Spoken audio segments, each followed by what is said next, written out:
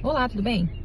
Eu vim falar um pouquinho hoje para vocês sobre custo de vida nos Estados Unidos. Eu trouxe aqui meu papelzinho, né, minha colinha, para eu não esquecer nenhuma informação e passar para vocês tudo certinho. E eu vou começar falando que custo de vida aqui vai se basear muito no estilo de vida que você quer ter, né?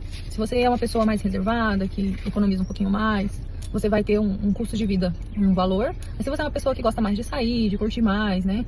Você vai ter um valor aí, um custo de vida um pouquinho mais acima, tá? Mas eu vou deixar uma média para vocês terem uma base aqui sobre o custo de vida. Geralmente é praticamente assim, muito similar com as nossas contas aí do Brasil. Nós temos as mesmas responsabilidades. Quem mora de aluguel, que eu acho que é o que custa mais aqui, o que pesa mais aqui, é o aluguel.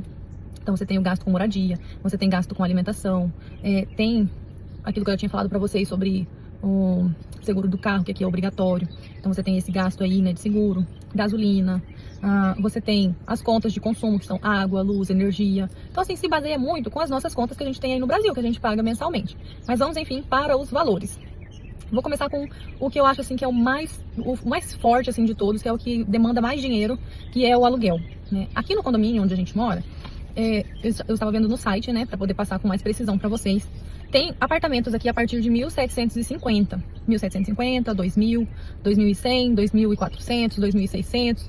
Vai depender aí do que é melhor para você, né? Do que você precisa ali para sua demanda, se você é uma pessoa solteira, ou se você tem filhos e precisa de mais quartos, ou se você, aqui mesmo eu já vi lá no site que tem apartamentos que tem até um escritório dentro.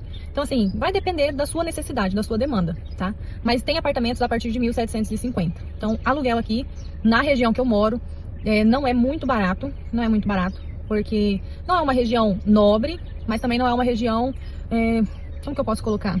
Muito inferior. Então, é meio que a média ali, é mediano, sabe? Então, não é tão barato assim o aluguel, como, por exemplo, na Filadélfia. Na Filadélfia, eu vou deixar um print aqui do lado, para vocês verem que não é mentira.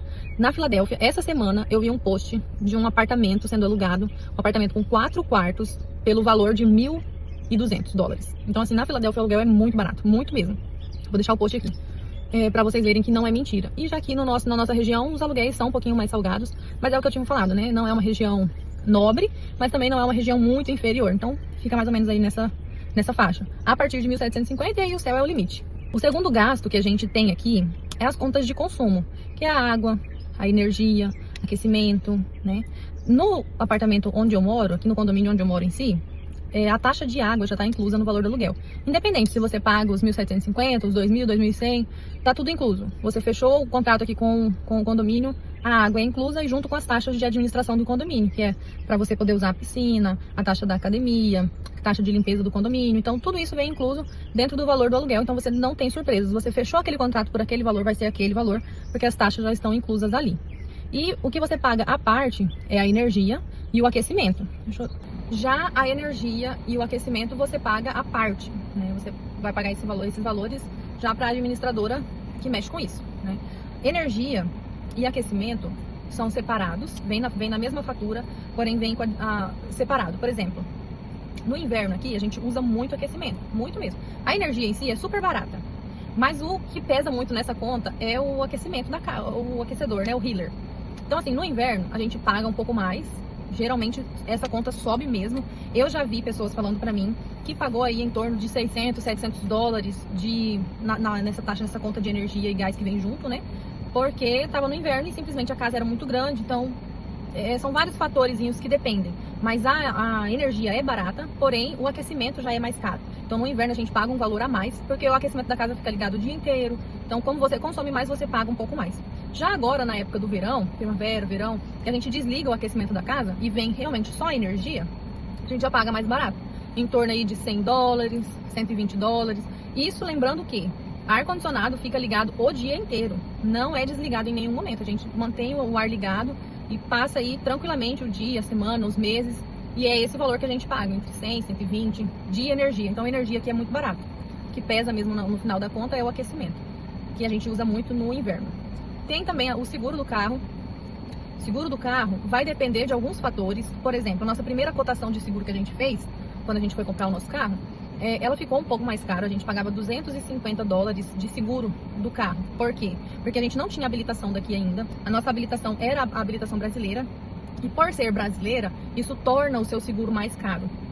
Por isso que é importante quando você chega, você vai residir por um período aqui, faça a sua habilitação daqui. Além de ser um documento americano, né, que mostra a sua identificação ali, quem você é, você ainda tem esse benefício. Porque se você for fazer um seguro com a sua habilitação do Brasil, ela vai ficar mais caro, tá? Então, hoje a gente paga e tem um entorno aí, os seguros aqui do nosso, o seguro também é por região, né? E o seguro aqui da nossa região começa a partir de 120 dólares, tá? Então, assim, é um valor muito diferente só por uma troca de habilitação do Brasil para a habilitação daqui. Então, assim, tem pessoas que pagam menos, eu conheço pessoas que pagam menos no seguro, mas aí vai dependendo de cada situação. A habilitação, se o seu carro é um carro novo, se é um carro mais antigo, tudo isso eles fazem uma cotação ali, colocam todas essas informações e definem um valor para o seu seguro, tá? Falando sobre gastos de aparelho telefônico, né? Nosso exemplo, o exemplo da minha família, nós pagamos por 2 telefones e uma linha extra, uma linha a mais. Por quê? Quando a gente chegou aqui, a gente trouxe 4 telefones do Brasil. Porém, nenhum funcionou. Eu não sei explicar o porquê. O nosso telefone não era o iPhone, né? No Brasil a gente nunca teve iPhone. Mas o nosso telefone era relativamente um telefone novo, né? A gente tinha comprado naquele ano que a gente veio. Só que quando chegou aqui, simplesmente não funcionou. E como não tem chip, né? É um processo que eles fazem, eu não sei explicar muito bem, mas a linha telefônica não deu certo no nosso aparelho. A gente tentou os 4 telefones que a gente trouxe e nenhum deu certo. Então, no final das contas, a gente acabou tendo que comprar 2 telefones, um para mim e um pro meu esposo, porque a gente precisava se comunicar. Como que você vai pra rua? Como você vai receber a ligação de alguém sem telefone? Não tem como. Então, assim, a gente acabou precisando mesmo fazer essa aquisição de 2 telefones. O nosso telefone é o iPhone 16. Então, assim, não foi difícil. Eu posso fazer um vídeo explicando como que faz, né, pra você conseguir esse telefone. E nesses 2 telefones novos, mais uma linha extra que eu peguei há poucos dias, que é só o número, né? Mais uma linha extra, a gente paga aí em torno de 230, 250, depende como você usa ali o seu aparelho, né? Mas não é difícil. Eu recebi uma proposta, meu esposo também, no e-mail pra gente trocar os nossos aparelhos telefônicos pelo iPhone 17. E aqui é algo muito viável você fazer essa troca de telefone, né? Por quê? Não é tão custoso, não vai te exigir muito. O que tinha lá na proposta? Você pagaria 10 dólares a mais na sua conta e você levaria o seu telefone e trocaria pelo iPhone 17, simples assim. E aí a gente poderia ter feito isso, porém a gente não quis fazer, por quê? Meu telefone me serve muito bem. Gente, eu tenho uma... Nossa, não é preguiça, mas assim, tá funcionando? Tá atendendo ao que eu preciso? Então pronto, não vou mexer com isso. Mas se eu quisesse ter um telefone, um iPhone 17, eu poderia ir lá na loja, eu entregaria o meu iPhone 16 para eles e eles acrescentariam 10 dólares a mais na minha conta todo mês e eu ficaria com um telefone novo. E é isso que a maioria das pessoas aqui fazem. É algo muito acessível. É algo meu não querer fazer, mas tem muitas pessoas que fazem. Tem telefone do ano, tem um iPhone que saiu agora, um lançamento, porque aqui é mais acessível, né? Você não vai precisar pagar tanto dinheiro igual quando você fosse comprar um telefone aí no Brasil ou trocar um telefone aí no Brasil. Aqui é mais acessível, é mais fácil. Então tem esse gasto com o telefone. Se você tem um iPhone aí no Brasil e ele não é um modelo tão antigo, talvez possa ser que dê certo aqui, que você consiga adaptar pra cá, né? Sem você ter que fazer uma aquisição de um telefone novo. E aí você paga só a linha, né? Só pelo número. Mas é um talvez, eu não sei te falar com toda a certeza do mundo, porque o nosso não funcionou. Nenhum dos que a gente trouxe foi aceito, então a gente realmente precisou comprar um novo. Tem os gastos com a alimentação, que eu coloquei aqui uma média, tá? Uma média de 800 a 900, até 1.000 dólares ali de alimentação. A alimentação aqui é barato, não é caro. Se vocês quiserem também eu posso fazer um vídeo mostrando um pouquinho de quanto é cada coisa no mercado, para vocês entenderem que a alimentação aqui ela não é cara, né? Embora tem muitas pessoas falando que mudou muito as coisas aqui, que os preços dispararam e eu percebi essa diferença em pouco tempo que eu estou aqui, ainda mais esse ano. Parece que realmente as coisas deu um boom assim e subiu consideravelmente, mas ainda assim você consegue comer bem, vestir bem, você vive bem, né? Você tem uma vida tranquila ali. E a alimentação, eu coloquei aqui de 800 a 1.000 dólares, por quê? Porque eu falo por mim, eu ainda vou muito em mercado brasileiro. A maior parte da minha compra eu faço nos mercados americanos, que são os mais conhecidos, Aldi, Walmart, são os mais conhecidos e tem em todo lugar. O Walmart tem em todo lugar, Aldi também. Mas boa parte das minhas compras mensais é nos mercados americanos, porém eu ainda uso muito os mercados brasileiros. E o que acontece? O mercado brasileiro é mais caro, os produtos são mais caros. Por quê? Porque além de ter o valor da taxa de exportação, né, eles importou aquele produto, eles trouxeram para cá, eles pagaram ali aquela mercadoria, pagaram uma taxa para entrar com esse produto aqui. Além desse valor que foi agregado ali, tem também o valor sentimental agregado ali naquele produto, né? Então você paga também por isso, porque você vai querer, é um exemplo simples, você quer fazer um final de semana, uma comida que te lembra o Brasil, e aí você olha lá no seu armário e não tem farofa. Você vai lá no Walmart comprar farofa, você não vai achar, você não encontra. Aí você vai fazer o quê? Vai no brasileiro. Aí no brasileiro, um pacote de farofa tá de 6 a 8 dólares. Então, assim, é mais caro. é mais caro os produtos no mercado brasileiro. Às vezes, eles vendem até o mesmo produto que tem no Walmart, porém com um preço um pouquinho acima. Por quê? Porque tem um preço afetivo. A gente lembra, assim, da nossa terra, né, da nossa casa. Então, assim, tem por ter esse valor afetivo, os produtos são um pouco mais caros.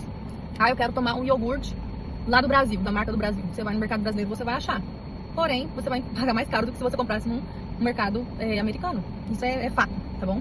Então, eu coloco aí de 800 a 1.000 dólares, porque sempre tem essas... Acaba que a gente recorre ou não, por mais que eu tente, assim, segurar pra não ir algumas vezes, eu preciso ir nesse mercado brasileiro, porque ele é mais perto de casa, e aí por conta da correria, eu falo, nossa, eu não vou ter tempo de ir no Walmart. O Walmart mais perto aqui da minha casa é uns 12, 13 minutos. E o brasileiro tá bem aqui, eu saí do condomínio, tô dentro do mercado brasileiro. Então, assim, às vezes por conta dessa correria, da necessidade de escassez de tempo, eu acabo indo mais vezes no brasileiro. Por isso que eu coloco nessa faixa de 800 a 1.000, tá? Tem também o gasto com internet residencial. Eu vi não, uma amiga me falou essa semana que ela conseguiu um plano de 15 dólares na internet da casa dela. Inclusive, eu vou atrás desse plano pra mim ver se eu coloco aqui na minha casa também, porque 15 dólares é o valor mais barato que eu já achei até agora. E geralmente esse valor tá entre 40, 50, 60, vai depender se você quer uma internet mais rápida, né, uma cobertura mais rápida. Então, assim, esses valores também dependem disso, de como você quer. Mas esse de 15 dólares me surpreendeu e eu quero ir atrás pra mim ver se eu consigo colocar aqui no meu apartamento também esse valor de internet, né? E para finalizar, nós temos os gastos extras, né? Que são, você vai sair no final de semana, você vai pra praia, vai pra um cinema, gastos normais, se você fosse ter no Brasil, para o seu lazer, né? Vai depender de cada lugar que você for. Tem esses gastos, né? Extra. Tem também se você for estudante internacional, no caso eu também sou estudante internacional, então eu tenho um gasto a mais do que essas contas básicas, né? Com escola. E vai depender também de cada escola, não só de região, mas de cada escola em si, porque, por exemplo, eu já estudei em escola que a mensalidade era 750 dólares, a mensalidade era 1.000 dólares, a mensalidade era 800 dólares, então assim, vai depender de cada escola, tá? Do método que você for se habituar, né? Porque não é só o preço, se você tá aqui e tá pagando pelo estudo, você precisa ter um suporte, você precisa entender que aquilo ali você não tá de graça, né? Você tá pagando, então você tem que se esforçar sim para aprender, mas você tem que estar num lugar que te proporciona esse estudo de qualidade condizente com o preço que você paga, né? Então, assim, vai depender não só do lugar em si, da região, né? No mapa eu falo, né? De qual estado em si, mas vai depender principalmente de escola para escola. Às vezes de uma para outra ali, pode ser do lado uma da outra, muda os valores. Então, assim, depende muito do que a escola tem para oferecer para você. Então, tem esse gasto extra aí com escola. E tem também, eu coloquei aqui, né, algumas pessoas têm, não são todas que conseguem, mas algumas pessoas têm aqui cartão de crédito. Então, assim, cartão de crédito aqui nos Estados Unidos funciona diferente do Brasil. Aqui você não tem como fazer parcelamento de cartão de crédito. Eu vou comprar uma bolsa e vou parcelar em 4 vezes. Vou lá comprar uma roupa e vou parcelar... Não, aqui não tem isso. Você usa o seu cartão de crédito, ele paga ali pra você na hora, porém, quando fecha a fatura, o valor total vem pra você pagar. É o valor total. Aqui não tem parcelamento. Então, se você faz uso de cartão de crédito, você vai ter esse gasto a mais, tá? Então, é só isso. É aluguel, energia, aquecedor, seguro de carro, celular, internet de casa, né? Aí tem os gastinhos extras para você poder ter o seu momento de lazer com a sua família, né? Ou sozinho. E tem também, se você for estudante, você vai gastar com estudo. Tem a gasolina, né? Para você poder se locomover para onde você for. E cartão de crédito. Isso foi as coisas que eu coloquei aqui, que eu busquei informações para vocês.